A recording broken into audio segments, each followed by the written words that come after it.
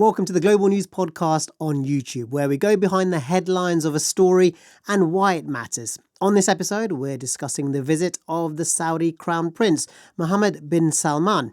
He's visiting Donald Trump in Washington, and it's his mission to reclaim his place on the world stage after the uproar caused by the 2018 killing of Saudi journalist Jamal Khashoggi.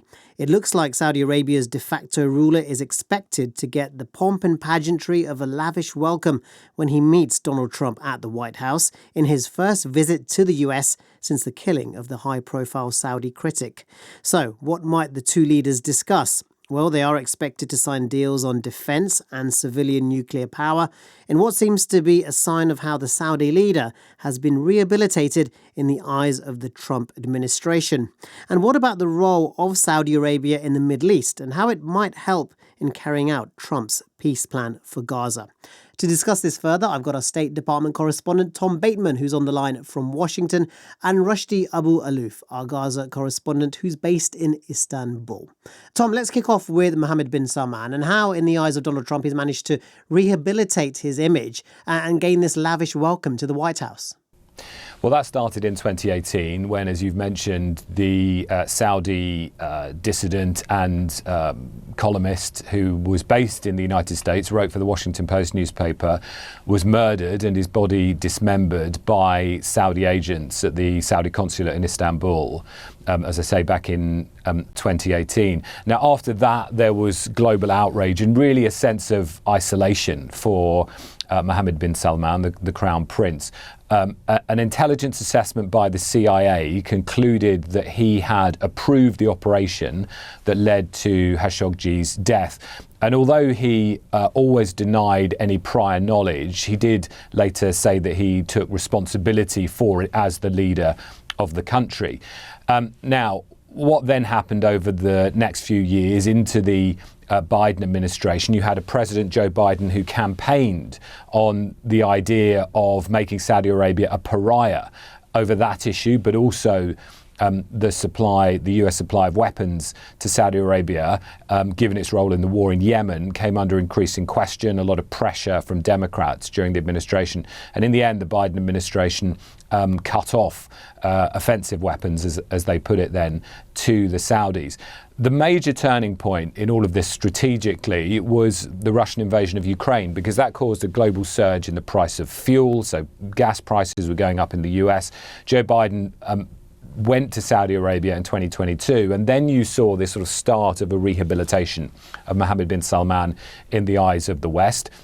There was very famously, or perhaps notoriously, a fist bump between President Biden and the Crown Prince when he visited Riyadh. And then you saw a process really of reintegration back into the fold of the Americans and the West more broadly, and then into this second Trump term. What has happened? I mean, one of the big changes has been caused by the war in Gaza, and the role of the Saudis has become absolutely critical in the American-led attempts to try to get the ceasefire and a broader stabilization of that situation. So they have lent heavily on the Saudis. And then you have all the personal and business connections between Mr. Trump and crucially his family, and not just the Saudis, but a lot of Gulf Arab leaders. And so here I think you see the sort of zenith of that process with Mohammed bin Salman coming to Washington for the first time in 7 years. In all but name a state visit for the de facto ruler of Saudi Arabia, visiting the White House. And there will be an announcement about the things that the Saudi Crown Prince wants for Saudi Arabia, and in return, multi-billion-dollar investments from Riyadh into the United States. So it is quite the turnaround then from a Saudi perspective, from a Mohammed bin Salman perspective as well. And you outlined how that's happened. But I guess now when they both sit down together, the two leaders, what will the objectives be as well? Because there are some fears as well from the American side, particularly from some defense officials.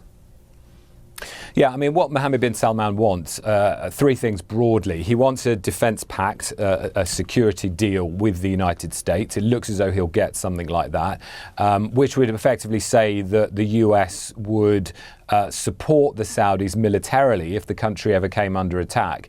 Now, President Trump signed a similar arrangement recently with Qatar. That was after the Israelis attacked Doha, you'll remember, a few months back. So the Saudis want something like that. That will be probably an executive order, so it won't have all the backing of a proper congressionally backed treaty, and a future president could in effect undo that. But that's very important to the Saudis. They also want to buy F-35s, the most advanced American fighter jet. The reason that's regionally important is because the Americans have never allowed other countries in the region, aside from Israel, to have the same level of military hardware. Now, only the Israelis have F-35 jets in the Middle East, so that has the potential to change the regional balance of military power and, crucially, Israel's aerial superiority in the region. The other thing that Mohammed bin Salman wants is access to American nuclear technology. They want to start a civilian nuclear power program, so nuclear energy, basically, for Saudi Arabia. They say they have no intentions to later weaponize that kind of a program. But all of these things very contentious for some of the reasons I mentioned before, the concerns about increased levels of arms supply to the Saudis. In return, the Saudi leadership is touting a $600 billion investment into the US in areas across the economy that builds on a huge amount of sovereign wealth investment that the Saudis have already made into the United States. So quite a transactional deal going on, but the Americans see it as part of their security interests to have an increasingly strong relationship with the Saudis to try and offset Chinese influence, for example, in the region, and crucially to build a more secure Middle East, in their eyes, against the threat of the Iranians. So lots of strategic interest going on. The big thing that President Trump would want, the big prize, would be to get a normalization of relations between Saudi Arabia and Israel.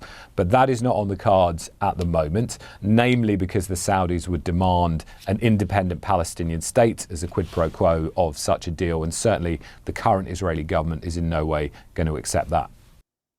Okay, let's get another perspective then from Rushdie Abu Alouf, our Gaza correspondent based in Istanbul. Rushdie, I guess going forward then, what sort of a role could Saudi Arabia play when it comes to the conversation in terms of carrying out the next phase of President Trump's peace plan, and how would this affect the region? Since the beginning of the war, the Saudis have been supplying Gaza with a lot of aid coming through Egypt into Gaza. They were not involved in the ongoing negotiation to secure the ceasefire, but they were supporting the effort. And we have seen the Saudis backing the U.S. resolution yesterday, and even before, during the first stage of the ceasefire, where the Saudis were involved in making this happening, and they seems to be willing to take part in this. And the people in Gaza, they believe that without the Saudis, it is going to be very hard to rebuild Gaza, given the special relation between the Saudi king and the Saudi crown prince and the Americans. And we are going to see the crown prince in the White House, and the people in Gaza hope that he will discuss in detail the plan for Gaza. Thanks, Tom. Thanks, Rushdie. And you can hear more on this story and other global news on the Global News Podcast. You can download that from wherever you get your podcasts from. And please do subscribe to our YouTube channel and give this episode a like. And please do leave a comment below. You can tell us if there are any stories you feel that we should be covering. Thanks so much for watching.